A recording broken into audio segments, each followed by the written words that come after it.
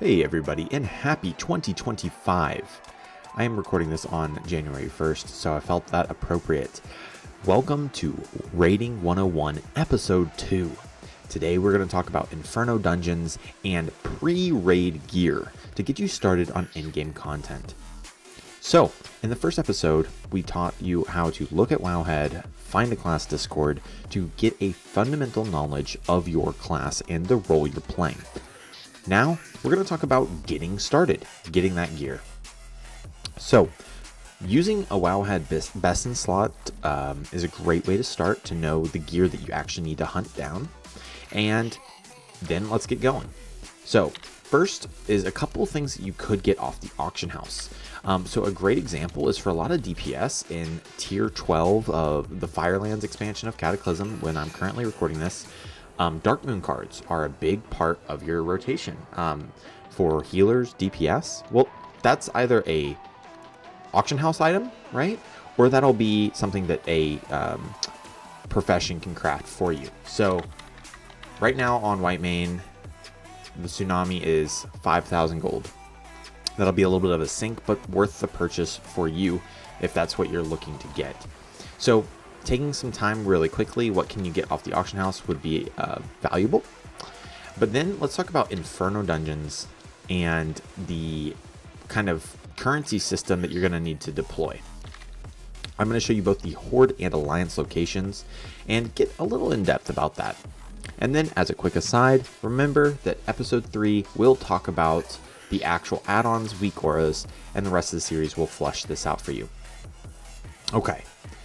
If you open your dungeon journal, you will notice that there is a new type of dungeon called Random Elemental Rune Protocol Inferno, or Inferno dungeons.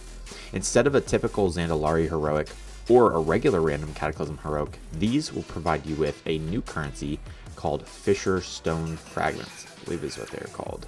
Yeah, Fisher Stone Fragments. So, after you complete a random dungeon, a Protocol Inferno, you will get 240 Valor, which is true for all the other dungeons. But in addition, after every boss, you will get some of these Fisher Stone Fragments. And if you complete every boss in a dungeon all the way, you'll get a bonus at the very end. Then you can return to your faction's currency hub, and this is the one in Orgrimmar, right above the War Chief's kind of hold in Valley of Strength. And there is a Fisher Stone Fragment vendor. And I'll get quickly into some of the stuff that you can get here that's valuable. And then, of course, there is the both Justice and Valor vendors as well. Currently, the Valor vendor is, Justice vendor is everything that was sold for Valor in tier 11. So some starter 359 gear, boots, trinkets, relics, whatever you may need. Also some tier pieces. If you need to do that. But really the Valor is going to be new pre-raid 378 gear. And it is fair to mention that a lot of your gear that you will find on your Wowhead BIS list will be found here, such as the normal version of a lot of tier pieces, such as your chest, your gloves, and your legs. Also, fair to mention that your gloves and legs are available using the Baradin Hold raid, which is a quick one boss raid that will has the potential to drop tier gear. Looking here, so as you can see. Okay, let's talk about Fisher Stone Fragments. These fragments are really cool. They will give you heroic or normal pieces from the tier 11 that is still BIS. For example, Holy Paladin still needs the Fall of Mortality. This is a heroic trinket from Cho'Gall and the Bastion of Twilight.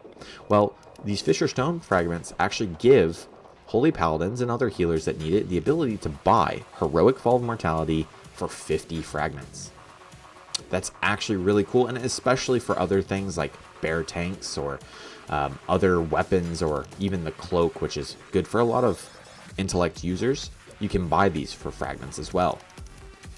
Additionally, all these bags are RNG, but are for the Alakir random affixments, I guess Throne of Four Winds, that allow you to get a random proc. So if I bought, for example, the planetary amulet, I could get the planetary amulet of the undertow, of the wildfire, whatever all those are, for 12 stone fragments. That's a good way to get some gear at a heroic level, as you see here, and still be able to fill out your gear character. So let's quickly show you where this is found on the Alliance side as well.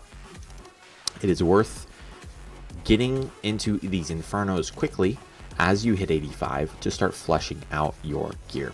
I would utilize the auction house to fill any gear gaps you have from your questing gear to 85 gear, or use a local friend you have that has blacksmithing or enchanting or any other professions that could boost your damage and your item level.